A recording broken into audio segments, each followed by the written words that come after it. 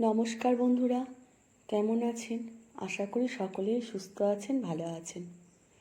আজ আবার একটি ছোট্ট ব্লগ নিয়ে আপনাদের সামনে এসে উপস্থিত হলাম। কাল কৌশিকী অমাবস্যা ছিল, কাল ভিডিওটা দিতে পারিনি। এই অমাবস্যা পুজোর কিছু মুহূর্ত আপনাদের সামনে শেয়ার করলাম। এখানে যজ্ঞ চলছে, পুজো প্রায় শেষের মুখে, যজ্ঞ চলছে, তাই ভাবলাম আপনাদেরকে একটু শেয়ার করি। মায়ের কাছে একটাই প্রার্থনা করব, আপনারা যেন সকলে সুস্থ থাকেন, ভালো থাকেন। মা যেন সকলকে সব বিপদ থেকে উদ্ধার করেন, এটুকুই প্রার্থনা করব।